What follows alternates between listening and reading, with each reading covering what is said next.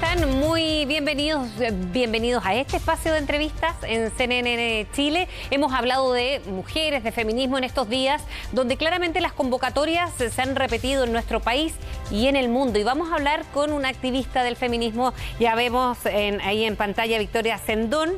Ella es filósofa española, docente, también es fundadora de Matria, Fundación de España, y ahora está en Sevilla. Bienvenida. ¿Cómo está, Victoria? Bien hallada, muchísimas gracias. Estoy bien dentro de lo que cabe. Me alegro, Victoria. En estos días lo decíamos, el tema de las mujeres nos ha convocado, por cierto, como cada 8 de marzo. Y en estas semanas hemos analizado también en varios temas. El feminismo, por ejemplo, me ha quedado dando vuelta una entrevista que daba Victoria y decía que el feminismo solo es un punto de partida, pero no es el punto de llegada. ¿Por qué? ¿Cómo se explica? Uno se lo puede imaginar, pero me gustaría escucharla respecto a por qué es un punto de inicio cuando hablamos de feminismo. Bueno, creo que la frase no era exactamente. Creo que era que la igualdad puede ser un punto de partida, pero no de llegada. Tenemos que ir más allá de la igualdad. ¿Por qué tenemos que ir más allá de la igualdad? Porque conseguir, por ejemplo, la igualdad con los hombres en un mundo injusto, pues no tiene mucho sentido.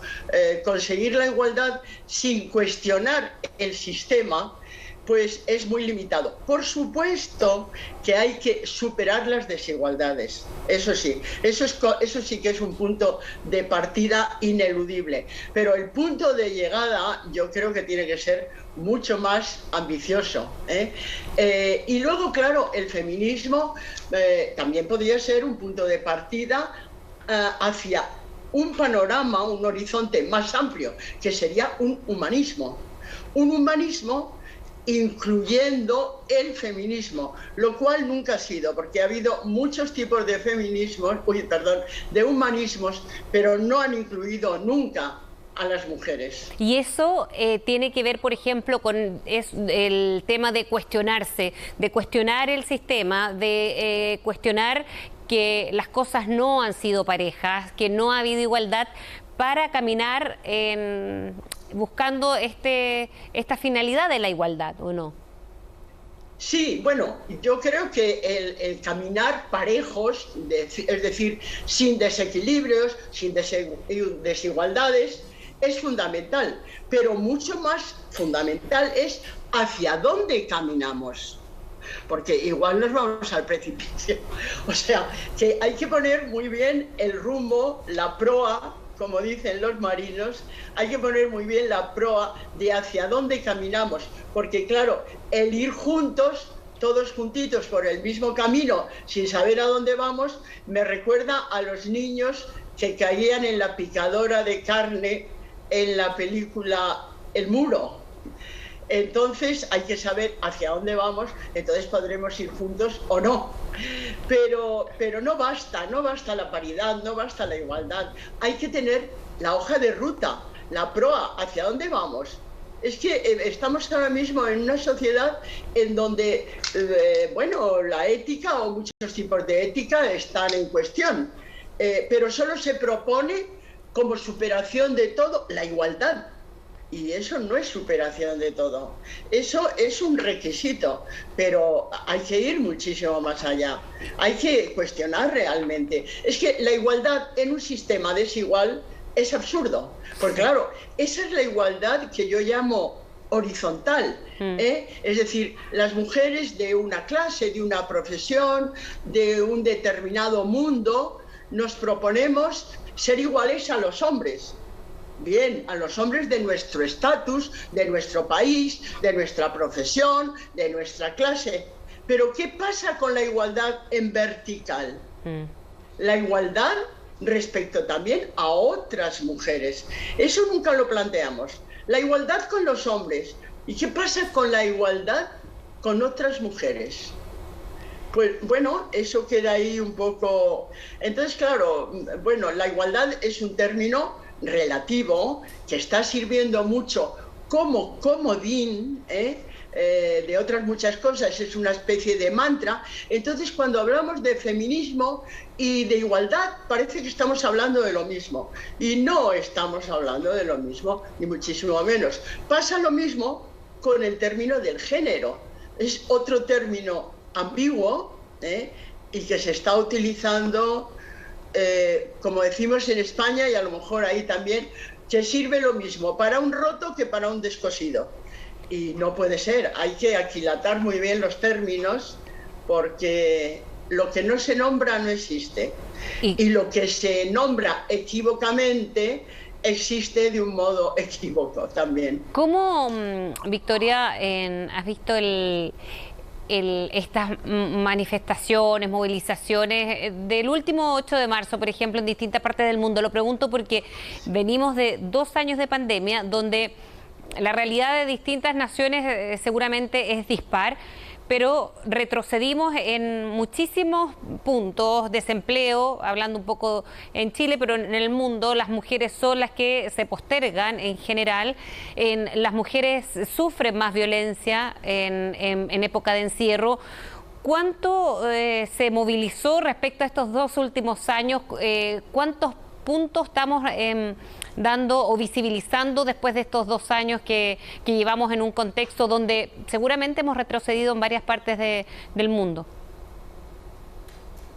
Bueno, sin duda, yo no tengo todos los datos ni estadísticos, pero bueno, no hay nada más que visualizar un poco el panorama y sobre todo tener un principio general como guía. Y es decir, en todas las crisis, la que sale perdiendo es la mujer.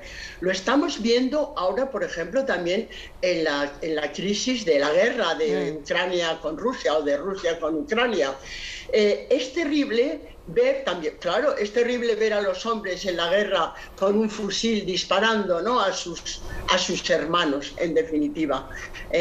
Entonces, pero ver a esas mujeres yendo a países que ni conocen, que no saben la lengua, cargadas de niños, otras que se quedan en el país porque tienen que cuidar de padres enfermos, todas esas crisis recaen en las mujeres. Un agravante todavía peor, que es que me espeluzna, y es que ya se sabe que en las fronteras europeas con Ucrania, donde llegan esas refugiadas y esas niñas solas, muchas de ellas, están ya organizándose los proxenetas para dedicarse a su negocio de la trata, que trae como consecuencia la prostitución. O sea, ¿cómo van a terminar esas mujeres? Ni lo sabemos.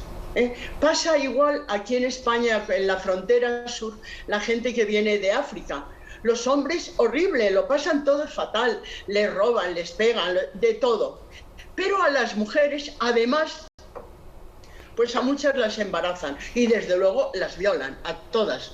Y lo más grave, sus propios compañeros. Entonces, claro, estamos en un mundo tan desesperante en el sentido patriarcal, que el varón se cree con unos derechos sobre la mujer que no sé de dónde bueno, sí sé de dónde lo han venido. Es decir, llevamos milenios, ¿no?, con esa ideología en la que ser hombre es algo importante. Ser mujer es algo muy relativo y muy secundario. ¿Y cómo identificar? Estamos ahí. ¿Y cómo identificar, Victoria, a un hombre feminista, a un hombre que entienda estas desigualdades? Es muy complejo. Muchos tienden a pensar o a contraponer feminismo y machismo. Bueno, no, vamos a ver. Yo creo, antes entendía como que lo contrario del feminismo era el machismo. Eso es muy parcial. El machismo solo trata de las relaciones entre hombres y mujeres. Incluso algunas puritanas del feminismo se sentían agredidas porque un señor, un varón, les dejara pasar por la puerta antes que ellos, o porque les invitara a tomar un café. Bueno, Yo creo que no hay que ser tan estrecha ni muchísimo menos, ¿no? Entonces también hay que agradecerlo como un signo de amabilidad. Bueno, sin más. Yo creo que lo contrario del feminismo, a lo que se enfrenta el feminismo, no es al machismo, sino al patriarcado.